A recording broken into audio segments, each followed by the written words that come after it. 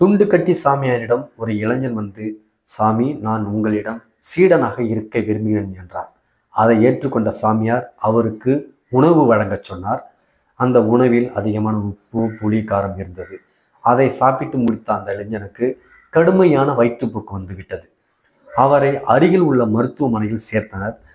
அவருக்கு ட்ரீட்மெண்ட் முடிந்து ஒரு நர்ஸ் வந்து, சுவாமி, உங்களுக்கு ட்ரீட்மெண்ட் முடிந்து விட்டது, நீங்கள் விரும்பினால் ஸ்பெஷல் ட்ரீட்மெண்ட்டுக்கு போகலாம் என்றார். இதை கேட்டவுடன் அவருக்கு சவலம் தட்டிவிட்டது. ஆகா, சாதாரண ட்ரீட்மெண்ட்டுக்கே இவ்வளவு அழகான தேவதைகள் என்றால் ஸ்பெஷல் ட்ரீட்மெண்ட்டுக்கு எப்படிப்பட்ட தேவதைகள் இருப்பார்கள் என்று அவருக்கு தோன்றிவிட்டது. சம்மதித்தும் விட்டார், பணத்தையும் கட்டிவிட்டார். சிறிது நேரத்தில் அவருக்கு இருந்த டயர்டில் தூங்கிவிட்டார். கரெக்டாக சரியாக இவர் ஒரு 12 மணியில் முடித்து பார்த்தார். அங்கே ஒரு 55 வயதில் ஒரு நர்ஸ் நிற்பதை பார்த்து பிடிச்சார் ஓட்டம், நிற்கவே இல்லை. இதுதான் இன்றைய ஒரு சில பேரின் நிலைகள். நன்றி, வணக்கம்.